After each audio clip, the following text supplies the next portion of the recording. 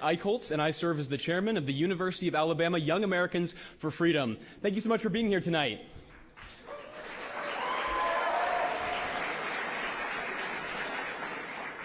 YAF is the premier nationwide conservative student organization.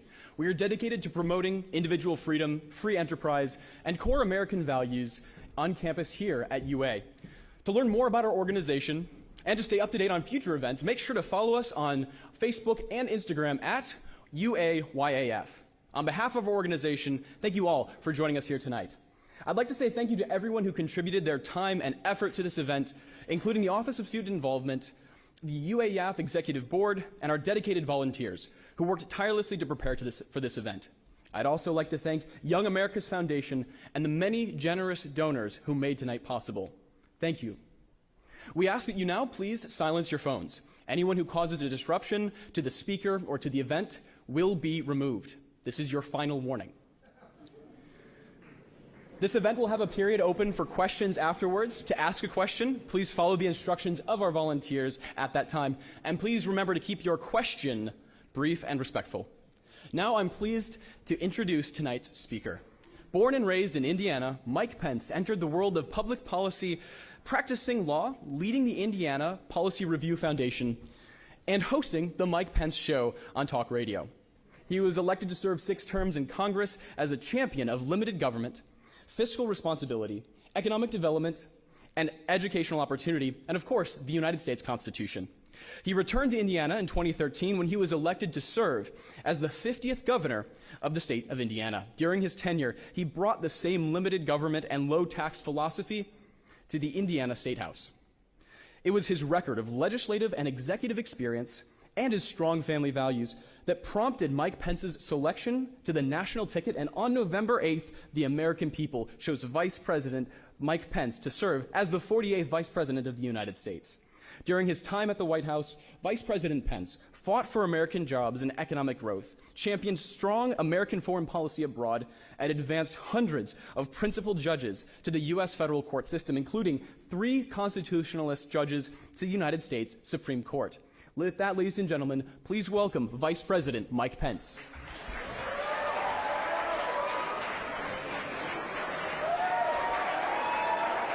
Good luck, sir. Thank you so much. Have a great night.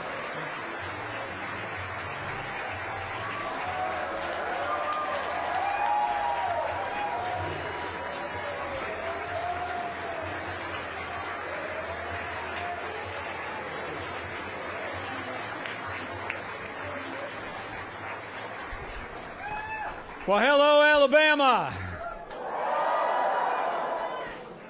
Thank you, Wyatt, for that wonderful introduction. Wyatt and I just met, but he already knows the introduction I prefer is a little bit shorter. I'm a Christian, a conservative, and a Republican in that order, and it's my honor to be here at the University of Alabama. Roll Tide!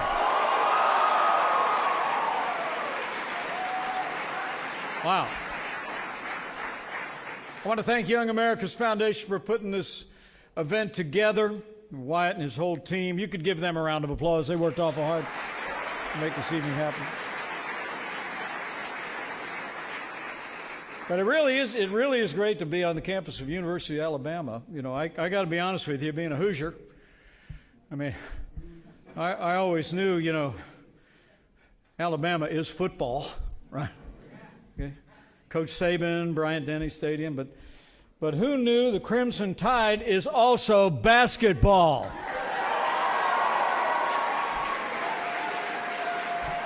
Man. Blue-collar basketball. Way to go, Tide. Very impressive. But I want to thank you all for coming out today and joining us for this event. If you don't know about them, Young America's Foundation has been advancing the cause of freedom around the country for almost 50 years on campuses across the country. And I just want to encourage you to look into this great organization, because I believe more than any other organization in America, Young America's Foundation is taking the message of common sense, conservative values, and freedom to campuses all across America, including here at the University of Alabama. So thank you, Yap.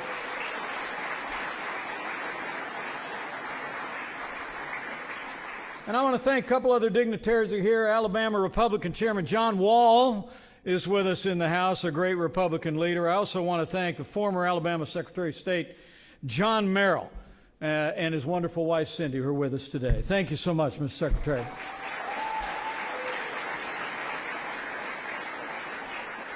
And let me give special thanks to my friend of so many years. You know, I served in the Congress of the United States for 12 years, although it seemed longer.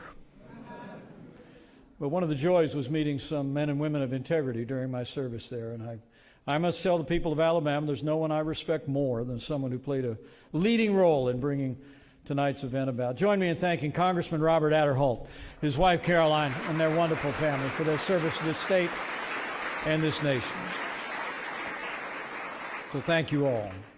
You know, Benjamin Franklin famously said, at the close of the Constitutional Convention, when he was asked what kind of government that they'd formed in that Philadelphia State House in the balmy summer of 1787, he said, "A republic, if you can keep it."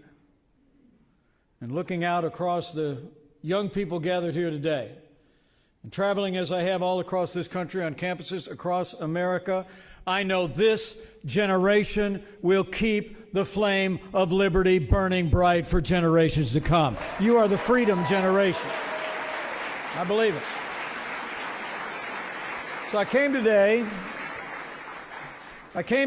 to share a little bit of my story, to share my deep conviction that we're on the verge of a great American comeback, and to share with all of you the role that each one of you will play in the future destiny of the greatest nation on earth. But first, a little bit of my story. It may come as a surprise to some of you that a former Republican governor, vice president, and congressman, I actually began my career in politics as a Democrat. I was the Youth Democrat Party coordinator in Bartholomew County, Indiana in 1975. But I must tell you, I went off to a little small college on the Ohio River called Hanover College in the late 1970s. And it was there that I began to come to some major decisions in my life.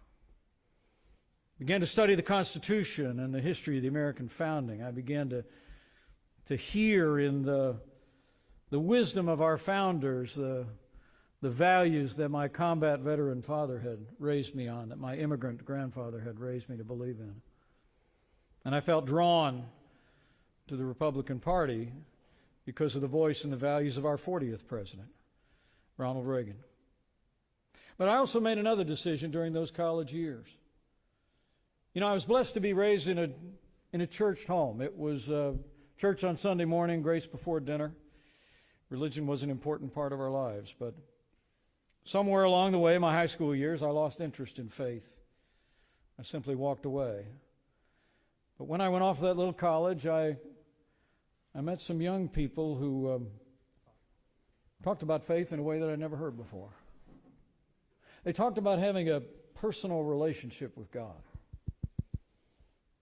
And I sensed in them, as I came to know these friends of mine, that they had something that I lacked.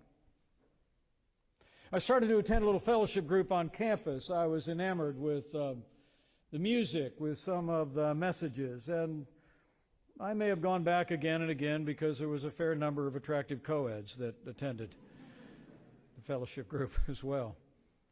But I remember along the way, as I wrote about in my recent memoir, as I went along the way, I decided that I would go ahead and be Christian, because the people that I was associating with said that's how they described themselves. But I told a friend of mine who's now been a pastor in Indianapolis for the last 30 years. We were in the basement of the fraternity. I was a member of the Phi Gamma Delta house. Apparently no Fijis came tonight. Not surprising.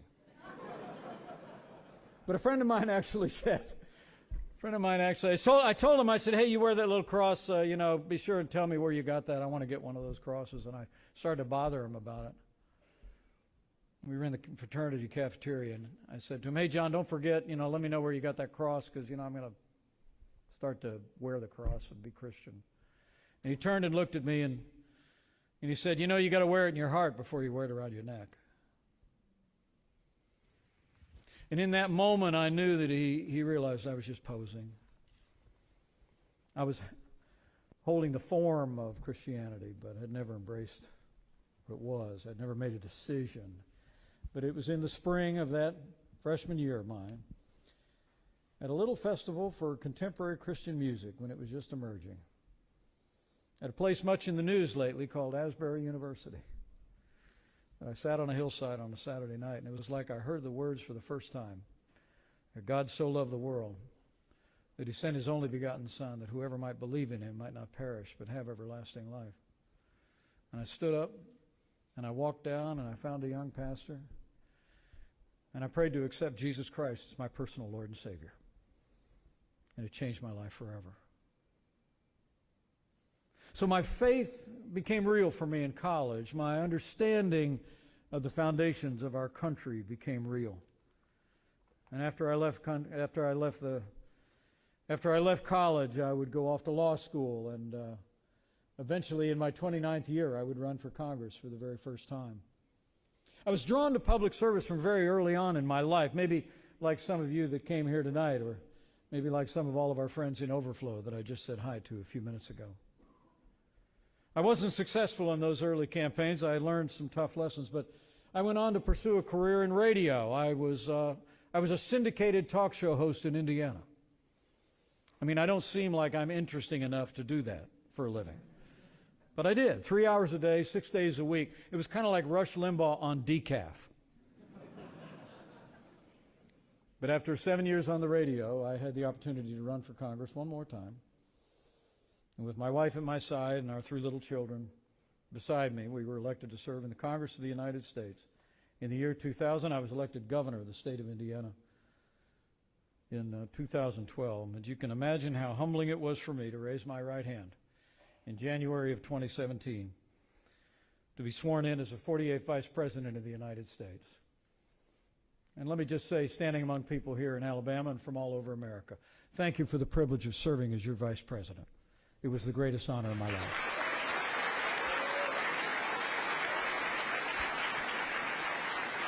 Yeah.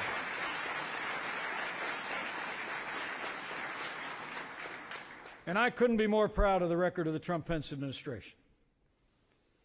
In less than 48 months, the Trump-Pence administration achieved the lowest unemployment, the highest household incomes, the greatest progress in wages, most energy production, the best trade deals, and we made the strongest military in the history of the world, stronger than ever before. We rebuilt our military. We cut taxes, rolled back regulations, unleashed American energy, and revived our economy. America, under our administration, became a net exporter of energy for the first time in 75 years. We were energy independent.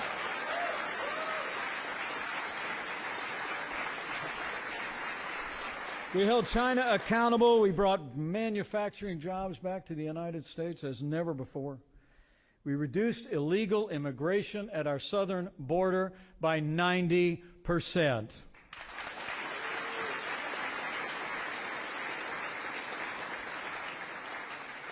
And we unleashed our military to take the fight to our enemies on our terms, on their soil. Our armed forces crushed the ISIS caliphate, took out their leader. And the most dangerous terrorist in the world, Qasem Soleimani, is gone. But perhaps the most consequential actions of our administration, of which I'm especially proud, were the appointment of 300 conservative judges to our federal courts at every level. Men and women, I can assure you, who will always stand firm on our God-given constitutional rights, our First Amendment freedom of speech, our freedom of religion, and the Second Amendment right to keep and bear arms. And beyond all that, I couldn't be more proud to have played a small part in the administration that appointed 3 of the justices that sent Roe versus Wade to the ash heap of history where it belongs and gave America a new beginning for life.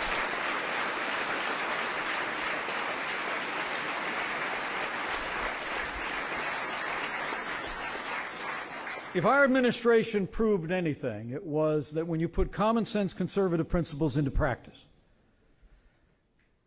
you advance the cause of freedom, You provide for the common defense. You take 3 steps back, America happens. We saw America rebound in that time as never before in my lifetime. But how times have changed. In the past 2 years, Americans have witnessed the Biden administration unleash a tidal wave of left-wing policies that have virtually wiped out all of the progress that we've made. Frankly, the Democrats have moved so fast, sometimes I think the left hand doesn't know what the far left hand is doing. But all kidding aside, it's a challenging time in America. I mean, as a direct result of the policies of this administration, we have the worst crisis on our southern border in American history. 5 million people have come across our border in the last 2 years. Inflation's at near a 40-year high after a gusher of spending signed into law by President Biden and passed by the Democrat leadership of the Congress in those first 2 years. Gasoline prices are through the roof in the wake of a war on energy waged by this administration. Our national debt is now the size of our nation's economy for the first time since World War II. The confidence and pride that once lifted the American spirit to new heights just a few short years ago has been replaced by a national angst and concern that I hear everywhere I go. But maybe one of the most troubling developments of the past 2 years has been the Biden administration's wholehearted embrace of the woke left's all-encompassing assault on culture and values. It may be different here at the University of Alabama, but I don't have to tell young conservatives that on campuses across the country, the assault on free speech is real.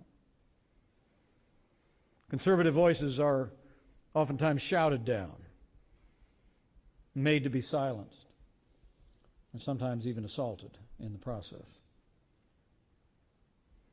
I mean, the truth is, under the Biden administration, wokeism has run amok in our public universities and our schools. Patriotic education has been replaced with political indoctrination. They abolished the 1776 Commission and authorized the teaching of critical race theory in our schools. Now, let me be clear. Critical race theory is nothing more than state-sanctioned racism, and it should be banned from every school at every level in every state in America.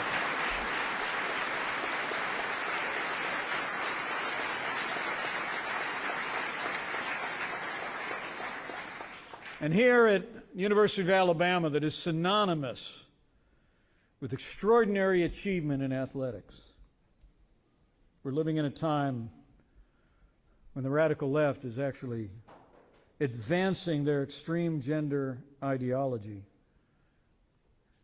in ways that threaten the very fabric of women's sports and the opportunity for women athletes to advance and to achieve on a level playing field. So let me say this very clearly. Participation in sports should be determined by one's gender at birth as a matter of fairness and common sense.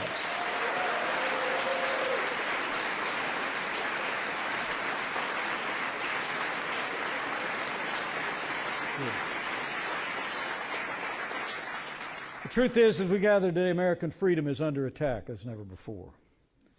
Big media, big government, and even big business have locked arms to advance this pernicious woke agenda, designed to control the way the American people think, what values we can articulate and espouse, and ultimately destroy the American dream. But the good news is,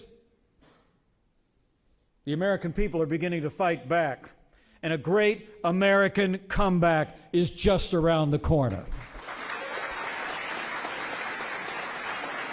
I see it everywhere. In 2022, the American people gave Republicans a new majority in the House of Representatives and retired Nancy Pelosi once and for all.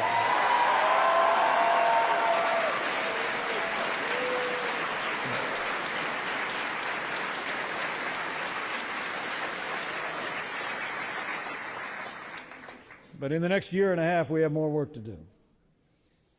The common sense and common values of the people of Alabama will once again play a leading role as our party chooses our standard bearer and as we choose men and women that will lead this state and this country all the way back. But make no mistake about it, this generation, your generation, will be the one to save America from the woke left and the agenda of the radical left. You're going to be the ones to stand on the ramparts of freedom, or not at all. You'll be the ones that are going to proudly defend the legacy of our nation's founding. We just need leadership in this country and in your generation. We need to offer a positive agenda focused on the future. You know, there's a truism in politics that I think we saw proven out in those midterm elections. And that is that elections are always about the future. I mean, as I looked around the country to candidates in my party, the ones that were focused on the future, focused on the challenges the American people are facing today, did very well here in Alabama and across the country. But people that were focused on the past, focused on relitigating the past, did not fare as well. I believe we just need to produce a new generation of leadership that will speak hard truths to the American people, that will cast a vision grounded in freedom and our most cherished values to bring our nation back. In this, we must resist the temptation to put what is popular over what is wise. We must resist the politics of personality and the lure of populism unmoored to conservative principle.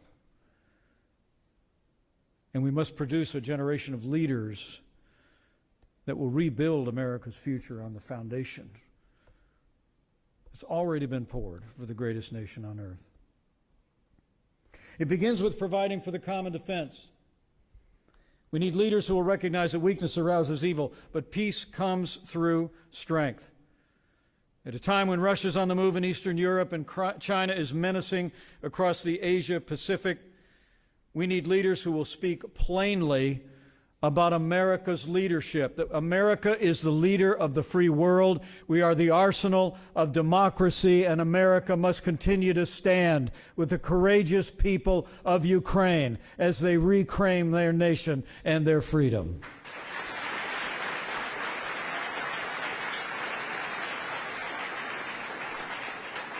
We need leaders who know how to get this economy moving again, how to tackle inflation, end the gusher of spending, let Americans keep more of what they earn, but also leaders that aren't afraid to admit that our nation's on a path of fiscal insolvency. You know, Joe Biden's policy is insolvency. This administration won't even talk about an avalanche of spending and debt that is careening directly at your generation. They won't even sit down and talk about common sense solutions for younger Americans. As I said, for the first time since World War II, we have a national debt the size of our nation's economy. But the young people in this room deserve to know what my three kids deserve to know. And that is that left unchecked, left unreformed, that national debt of $30 trillion will increase by a factor of 5. In the next 30 years, we could see $150 trillion in debt. An unprecedented burden on the American people that figures to be about $450,000 of debt for every man, woman, and child in this country. Men and women, I will tell you, if we wait until your generation comes of age to bring about common sense reforms to entitlements in this country, all of our choices will be bad.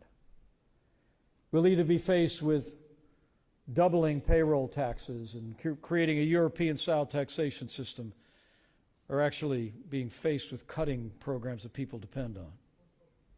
I would submit to you today that the American people have a demonstrated history of doing hard things when you tell them the truth.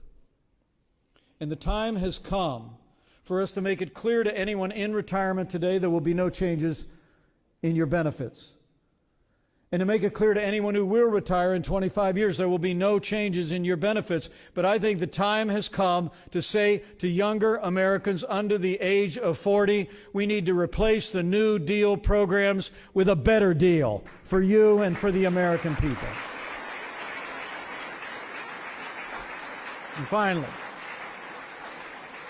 finally, we need leaders who will speak plainly about the importance of traditional values, of family, and of life in the public square. You know, I truly do believe that we've been given a new beginning for life. But while some in our party would rather walk away from the issue, I believe we need leaders that will not rest, that will not relent, until we restore the sanctity of life to the center of American law in every state in the land. So how can we produce leaders like that? I think it comes down very simply to this. Have faith. Have faith in the American people. That if you hold the banner of freedom high, if you hold up timeless values with compassion but without apology, the American people will rally to your cause. We've seen it time and time again in American history. I love that line in the movie Braveheart where William Wallace is walking out, and the man who would be king followed him out, and the William Wallace character looks at him and said, "Men don't follow titles, men follow courage." I believe if we produce a new generation of leadership with the courage of your convictions, the American people will rally to our cause, because this is a nation of the best, most caring, most courageous, most innovative, most faith-filled, freedom-loving people in the history of mankind. Have faith in the American people.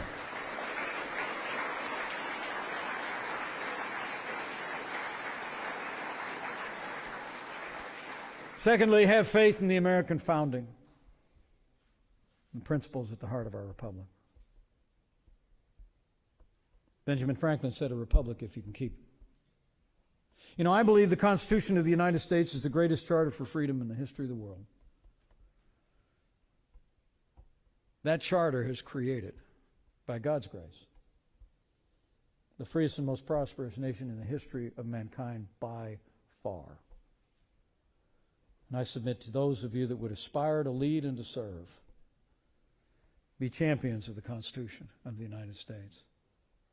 You know, everyone who holds office in this country, including anyone who serves in our military or in public safety, takes the same oath of office. And you will too if your time comes. You'll place your hand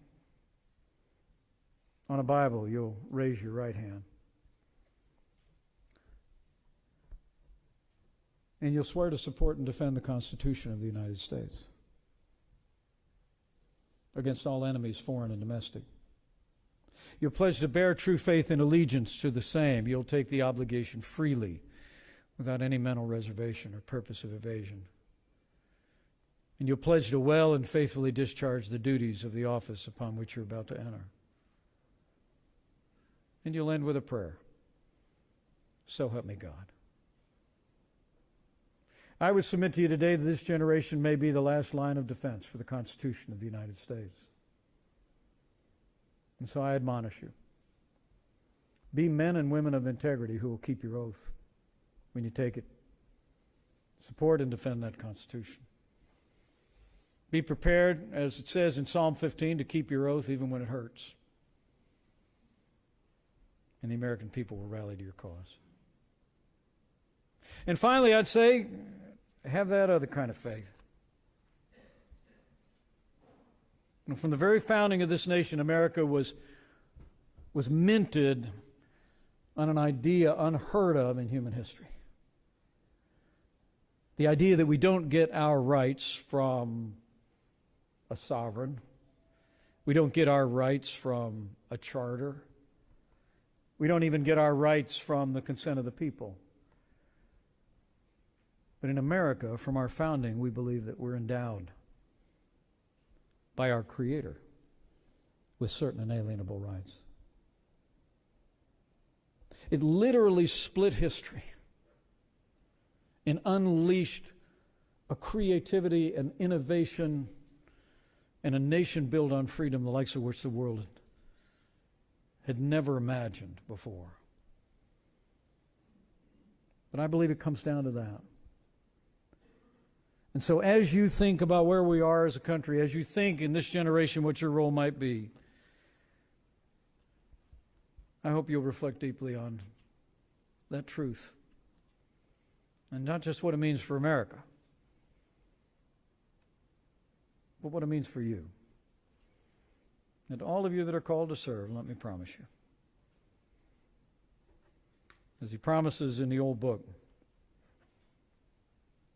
he'll never leave you or forsake you. And never forget, when we make freedom our cause, I believe we make his cause on this earth our own. Because the Bible says where the Spirit of the Lord is, there's freedom. That means freedom always wins. So thank you very much. God bless you. Thank you, Young America's Foundation.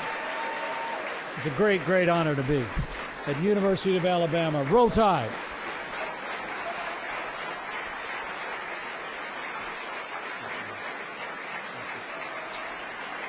Mr. Vice President, thank you for being here with us tonight. Thank you. Well, now that I got that off my chest, I'd like to hear what's on your mind. I think they got microphones around here, Wyatt, don't we? Mr. Vice President, thank you for being here with us tonight. Right over there. We'll be starting our Q&A portion now. To get in line, just find my friend at the back there. He's 6'5", you can't miss him. Right there next to him. Yeah. All right, and we'll take just a few questions. Please keep them brief and respectful as previously stated. And with that, we will take our first question. Here you go. Hi, what's your name? I'm Justin McCarthy, sir. I'm a YAF student here at campus. I'd just like to say thank you for coming and speaking with us. I'm sure you've heard about the judge that ruled on the abortion pill in Texas. Yeah. And how even there are several Republicans who thought it wasn't the best idea at the time. I was wondering, sir, do you think we should work to push the culture first and let the laws follow, or to be better for us to change the laws and then let the culture adjust as they change? Well, first, let me just say, the foundation I created in Washington, D.C. Has weighed in and is continuing to weigh in on that case. People deserve to know that 20 years ago, when the FDA approved the abortion pill, they bypassed regular procedure. And frankly, over the last 20 years, women have suffered as a result, and some have died. But it would be in roughly 2016, during the Obama administration, that the FDA actually changed their policy that physicians were no longer required to report health outcomes that didn't involve death from mifepristone. I mean, people deserve to know this is a very dangerous medication. But let me just say, as I said, I'm pro-life. I don't apologize for it. I believe the cause of life is the great cause of our time, and we've been given an opportunity to take that cause. But Margaret Thatcher said one time, first you win the argument, then you win the vote. And I really believe it's incumbent on us to call on leaders here in Alabama and all across the country to continue to advance the cause of life. But I also understand there are places across America that don't share my view and my values. And that's where the art of persuasion comes in. You see, when the Supreme Court overturned Roe v. Wade, what they simply did was what should have been the law for the previous 50 years, is they left this question to the states and to the American people. And I would maintain to you, it may take us as long to restore the sanctity of life to the center of American law as it took to overturn Roe versus Wade. But I truly do believe that if we will articulate a pro-life position on principle and compassion for women facing crisis pregnancies, that will demonstrate, as states around the country are doing, that we care as much for newborns as we do for unborn children. I believe that compassion will overcome convenience, and we will win the cause of life in the years ahead from coast to coast. Thank you, sir.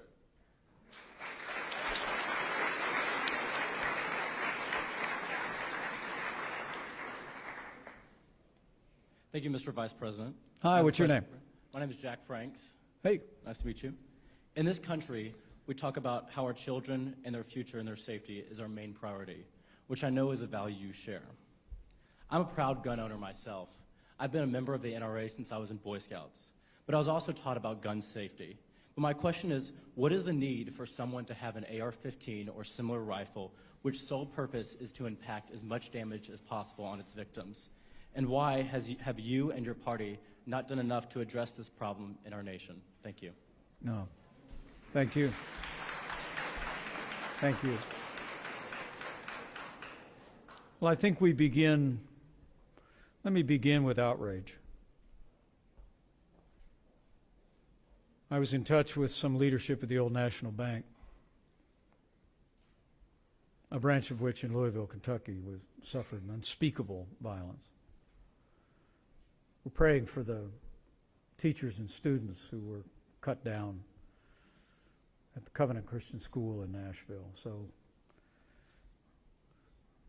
you know, as a father and as a grandfather, I share the outrage of every American about mass shootings.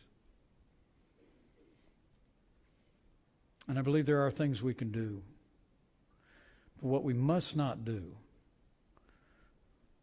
is abandon that foundation of our country enshrined in the Bill of Rights. Just because we don't like a particular form of free speech, we should never compromise the freedom of speech. And in the wake of unspeakable violence, we still should stand for the constitutional right of law-abiding citizens to keep and bear arms in the Second Amendment of the Constitution. Now, that being said, what could we do? When I was governor of Indiana, one of my last official acts was we broke ground on the first mental health hospital to be constructed in more than 30 years. About the time I was your age, America had mental health institutions in every state in the country, but we walked away from it. You can go back later in the dorm and you can look it up. You'll find out we abandoned institutional health care. And I believe that we have harvested the whirlwind as a result. I mean, families that are faced with a troubled child oftentimes have very little option. They can alert police, and the police occasionally can take them into custody and hold them for a brief period of time. The truth is, in most jurisdictions in the country, you don't have anywhere to send a troubled youth who may represent a threat to themselves or their community anywhere but the county lockup. And that's just got to stop. I believe as a nation, we should rededicate ourselves to creating institutional mental health care and giving parents and families a place to take their children when they are a threat to themselves or others, to seek help. I truly believe it. And secondly, I will also tell you, and I said this on CNN a few weeks back, I hold the view that justice delayed is justice denied. And in those two horrific incidents recently, law enforcement took out the assailants. And they met their fate on that day. But it's incomprehensible to me to say that we live in a civilized society where someone can claim the lives of innocent civilians, students in schools, families in a supermarket in upstate New York, and then face justice in 15 or 20 years. That should not be so. I believe that we should institute swift and certain justice, expedite appeals in such mass shooting cases, enact federal legislation with a death penalty provision that ensures that anyone who commits this type of violence against our families and in our communities will meet their fate in real time. I think that's a reform that could be a deterrent. At least send a message. Send a message that you will not languish in a prison for a generation waiting for justice to be meted out. But this is an issue I want to wrestle with as a country. But I think it's extremely important as a first principle that we do not erode the rights of law-abiding Americans, even as we ensure that law enforcement, that families, that our judicial system has the resources to confront it. And I promise you we'll continue to work it.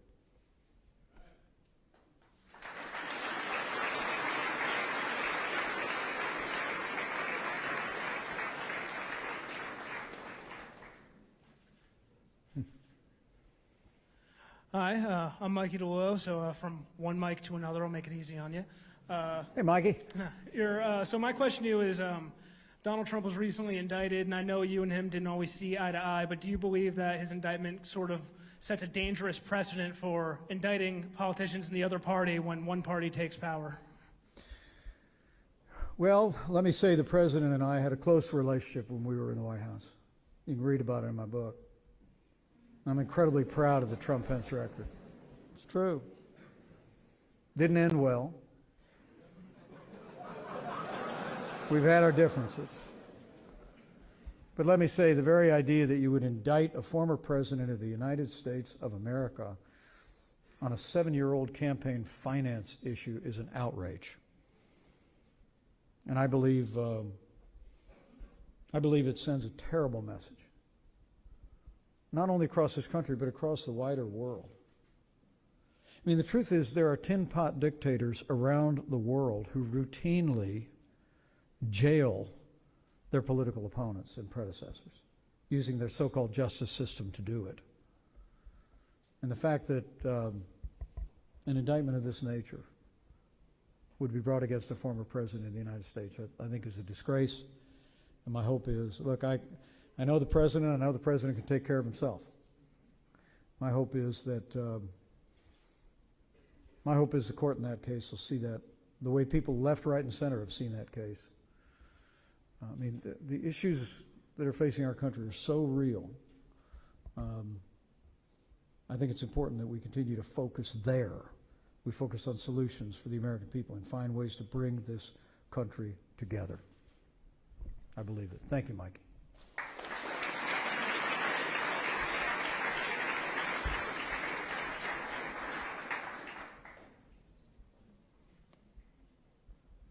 Mr. Vice President, thank you for being here, sir. Hi. My name is Braden Overby. I'm a sophomore high school student from Mississippi. My question is in regards to the Patriot Act. Following the September 11th events, President Bush signed into law the Patriot Act, which allows for the government to monitor citizens and their metadata. Some argue that it violates the Fourth Amendment of unreasonable search and seizure, while some members of the Republican Party, as well as the Democratic Party, argue that it's necessary for national defense. What is your take on this issue? Well, I was on the Judiciary Committee in the Congress when we wrote the Patriot Act, in the immediate aftermath of September 11th. I was on Capitol Hill that morning. I watched the mud-brown columns of smoke billowing from the Pentagon. A week later, I visited Ground Zero in New York City. And I've had the privilege of visiting Shanksville, several occasions where heroes in the sky prevented even a worse devastating attack. What I can tell you is, as history records at that time, what we learned in the aftermath of 9/11 was that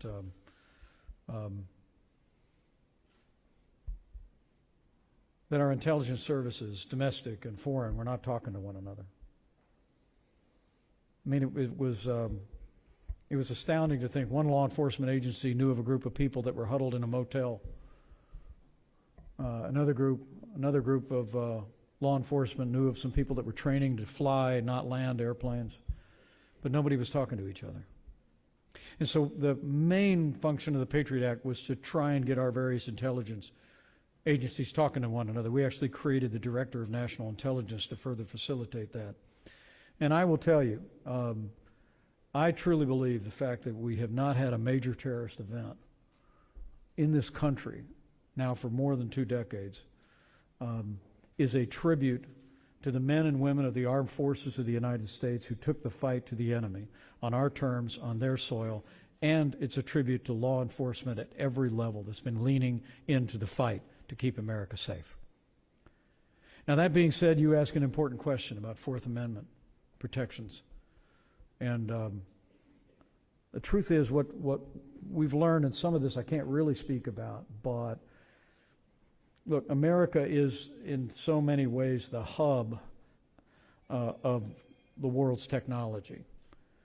And what we were able to learn was that we have the ability to identify foreign actors that might be communicating with people in the United States with ill intentions toward our country. And while it continues to be a work in progress, and there are provisions of the Patriot Act that were designed to be sunsetted, and some of them have been sunsetted, I think your principle is right. But remember, it's always a balance. It's always a balance between preserving individual liberty versus ensuring the security of the nation. And for my part, I'm proud of the roles that I've played in that in the past, small though they have been. But I commit to you that whatever the future holds for me, we're always going to work hard to make sure that we do that balance, that we preserve individual liberty in America, but we also recognize, as one of the early philosophers in our country said from a Supreme Court, the Constitution is not a suicide pact, and that we have to recognize, living in a dangerous world, we have to be willing to utilize the technology and information we have available to protect the American people so that what happened on 9/11 never happens again.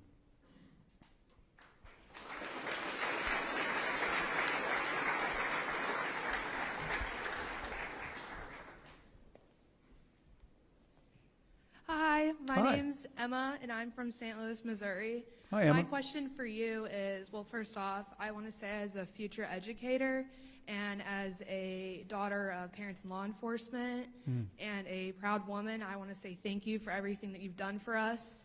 It means a lot. It's great to wake up and feel safe every day. But going along with that is, as I wake up every day and I sometimes don't feel safe because I'm a woman, and I feel that that's being taken away by our president. And I just want to know, do you think that that's going to change in the near future? Do you think that that's going to get better? Because I'm worried that the idea of being a woman is being taken away by the Democrats.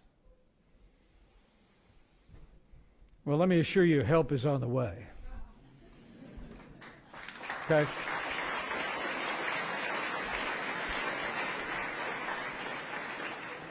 And I don't know where this all has come from. It seems like it's, but I understand and appreciate your anxiety. But I just want to encourage you, many more are with us than are with them. American people know the answer to the question, what is a woman? It's a female human being. And the truth is, as I said, regarding women's sports, regarding others, and particularly, let me also say this. We got involved in a lawsuit down involving a school in Iowa. You actually had a school, the Linn-Mar School in Iowa, where you had to bring a note in to get an aspirin from the school nurse, but you could get a gender transition plan without ever having the school inform your parents. Folks, that's not bad policy. That's crazy. And the American people aren't having it. We're taking it into court. We're going to win in court. I have great confidence. If it has to go to the highest courts in the land, we'll bear it out. But I just want to encourage you that help is on the way. I hear they run these elections every couple of years. And I expect we're going to have renewed leadership in America that's going to defend the rights of men and women across America. So help me God.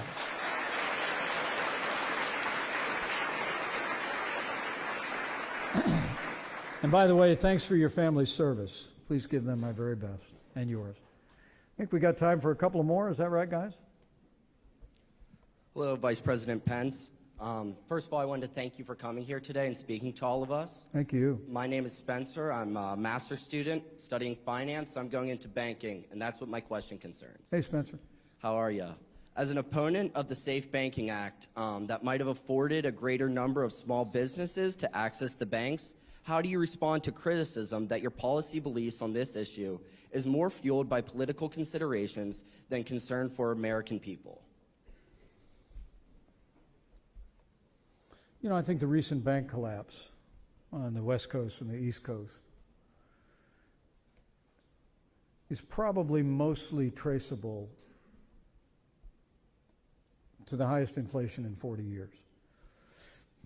And you'd know this stuff better than me, but the SVB Bank was one of these banks out on the West Coast that got very heavily involved in a lot of investments in a lot of these startup green companies, and they were betting on a lot of federal largesse, but they were basically making loans and setting the rates for those loans. But when inflation goes through the roof, when interest rates start to go up by the Fed, necessarily confronting inflation, SVB collapsed, literally almost collapsed overnight, and the bank in New York the same.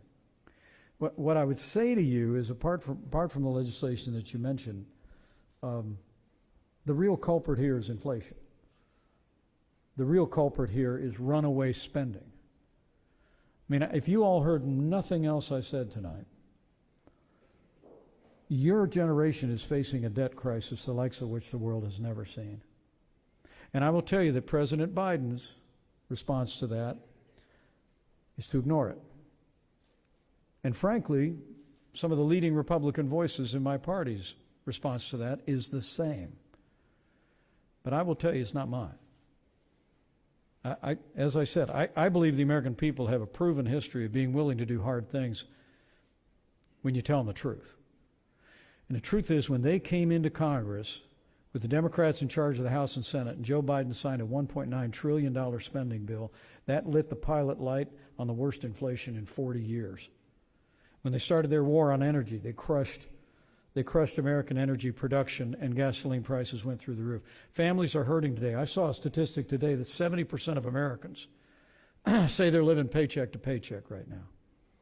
And so I would submit to you that with regard to banking, with regard to the economy more broadly, I think we have got to get runaway federal spending under control. We have got to have the courage to set our nation on a pathway toward fiscal responsibility. And I also believe we need to say no more bailouts for big banks, big business, or otherwise. We've got to let this economy bear the consequences of their choices. But at the end of the day, we need new leadership in Washington.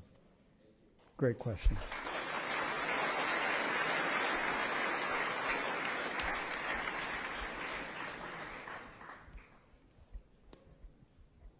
Good evening, Mr. Vice President. Thank you very much for coming to be with us. You Gil bet. Carter's my name. I'm a PhD candidate here on campus. And one thing I wanted to ask you about is it seems that the Republican Party has struggled to win voters like me, highly educated voters in suburban areas. Take a look at Gwinnett, Georgia, Maricopa, Arizona, right? How can the Republican Party in 24 go to these places and flip those purple counties back red?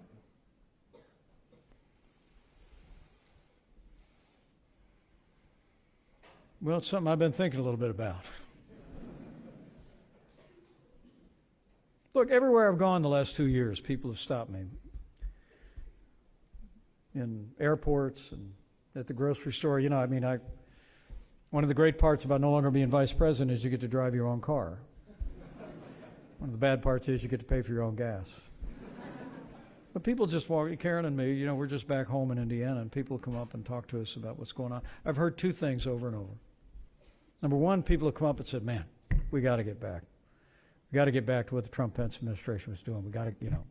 strong military, low taxes, more American energy, conservatives on our court. They tell me that, and I say, we'll get it back. And then they almost invariably will say to me, but we got to get back to a level of civility in public life that allows us to take on some of these intractable problems. You know, I've said for years, you know, I'm a conservative, but I'm not in a bad mood about it. You know, when I served in the Congress of the United States, as you could read in my book, I had relationships, friendships with some of the most liberal members of Congress. And it wasn't because we didn't debate the issues vigorously. I love a good debate. You might have picked that up tonight. But it's because I'm someone that believes that democracy depends on heavy doses of civility. And my faith informs me that I ought to treat others the way I want to be treated. And for the last 20 years, I've tried to live up to that. And it's created an environment where from time to time I've been able to find ways we can work together. So I really do believe it may be a part of the answer to your question. I think the American people hunger for a return to the policies of our administration, but I think they also hunger to return to the kind of leadership that has the possibility of bringing our country together.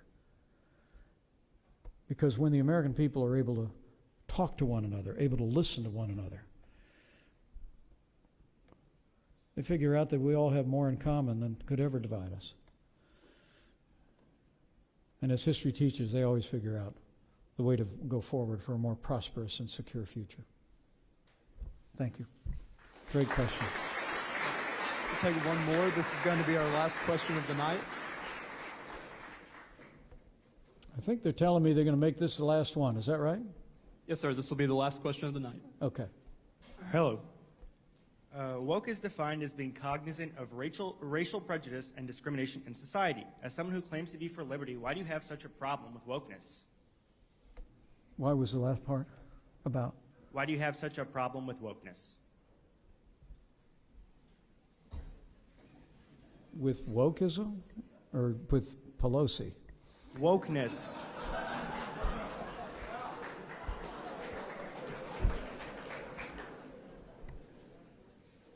Look, I just believe in freedom.